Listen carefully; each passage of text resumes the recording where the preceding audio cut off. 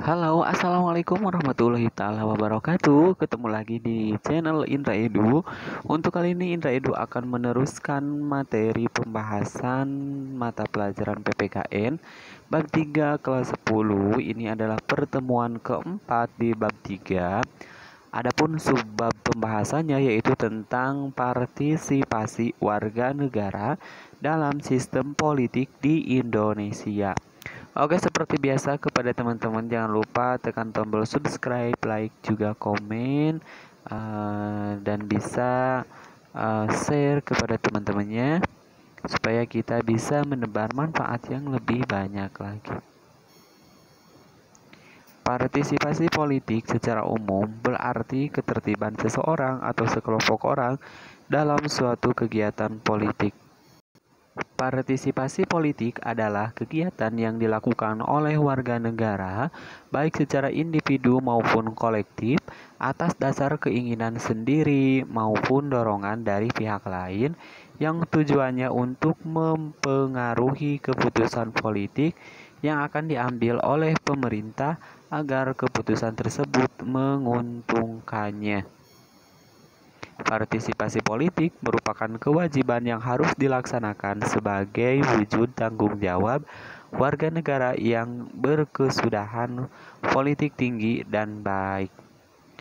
Yang selanjutnya adalah partisipasi politik yang baik akan terwujud dalam masyarakat politik yang sudah mapan. Jadi maksud dari pernyataan bahwasanya partisipasi politik yang baik itu akan terwujud dalam masyarakat politik yang sudah mapan. Artinya bagi ekonominya yang sudah baik, yang sudah mapan, jadi dia tidak lagi memikirkan dari segi ekonomi, maka dia akan memikirkan kepada perpolitikan. Akan tetapi sebaliknya, jika masih ekonominya masih rendah atau masih kurang, maka dia boro-boro mementingkan atau memikirkan perpolitikan, ekonominya pun susah. Mungkin seperti itu ya.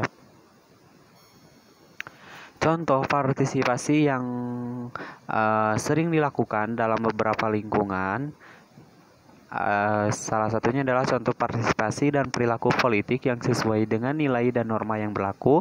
Yang pertama adalah dalam lingkungan sekolah. Nah, contoh dalam lingkungan sekolah, partisipasi atau ikut serta gitu ya, siswa-siswa atau yang berada di lingkungan sekolah adalah yang pertama pemilihan ketua kelas atau ketua OSIS dan ketua organisasi ekstrakurikuler seperti Eskul Pramuka, Pecinta Alam, PMR, Paskibra, dan sebagainya. Yang selanjutnya adalah pembuatan anggaran dasar dan anggaran rumah tangga OSIS atau organisasi ekstrakurikuler yang diikuti. Terus juga forum-forum diskusi atau musyawarah yang diselenggarakan di sekolah. Nah, tadi kalian sebagai siswa itu harus bisa berpartisipasi dalam lingkungan sekolah. Yang selanjutnya, supaya perilaku politik yang ditampilkan mencerminkan perilaku politik yang sesuai aturan, maka setiap siswa harus memperhatikan ketentuan-ketentuan atau norma-norma sebagai berikut. Yang pertama yaitu tidak boleh menyimpang dari Pancasila. Yang kedua adalah Undang-Undang Dasar Negara Republik Indonesia tahun 1945.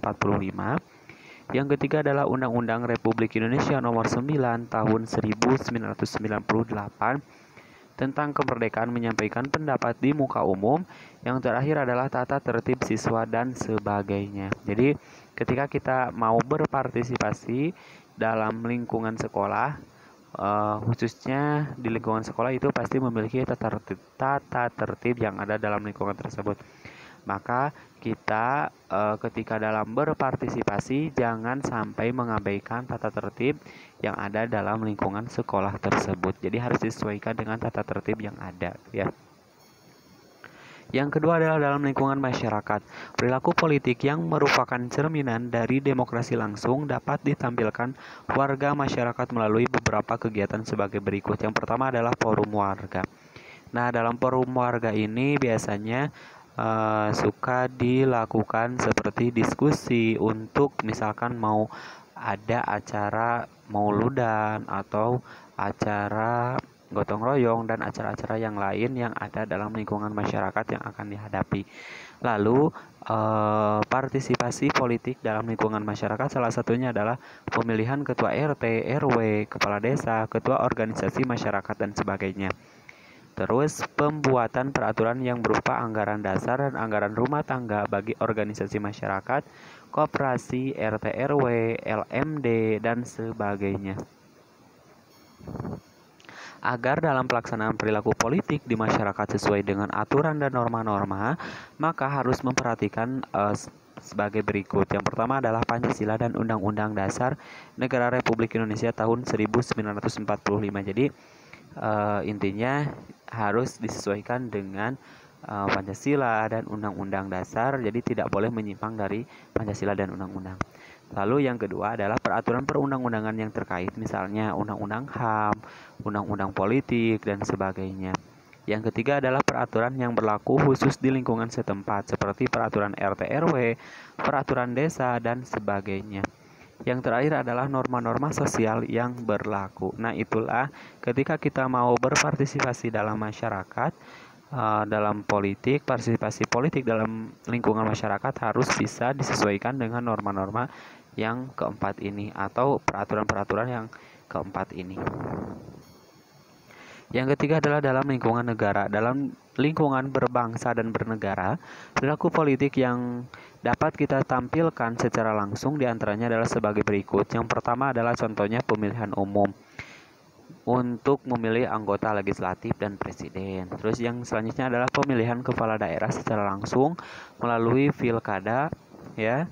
Yang selanjutnya adalah aksi demonstrasi yang tertib, damai, dan santun. Nah, ketika kita lihat poin nomor 3, yaitu ada demonstrasi yang tertib, damai, dan santun. Jadi ketika kita menyuarakan aspirasi rakyat atau aspirasi kita melalui aksi demonstrasi, itu tidak boleh merusak fasilitas-fasilitas umum, ya. Misalnya merusak pagar, terus merusak gedung-gedung, merusak kaca-kaca, dan itu tidak boleh dilakukan, ya. Jadi kalau kita mau demonstrasi itu harus dengan tertib, ya, damai dan santun, seperti itu, ya. Supaya perilaku yang ditampilkan mencerminkan perilaku politik yang sesuai dengan aturan, maka harus mentaati ketentuan norma-norma sebagai berikut. Yang pertama adalah Pancasila. Yang kedua adalah Undang-Undang Dasar Negara Republik Indonesia tahun 1945.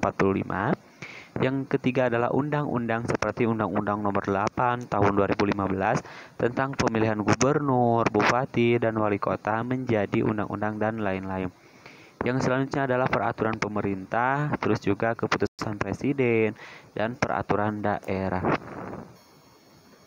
Sekian dan terima kasih, semoga bermanfaat. Jangan lupa tekan tombol subscribe, like, juga komen, dan share kepada teman-temannya, supaya kita bisa menebar manfaat yang lebih banyak lagi. Sekian dan terima kasih. Assalamualaikum warahmatullahi wabarakatuh.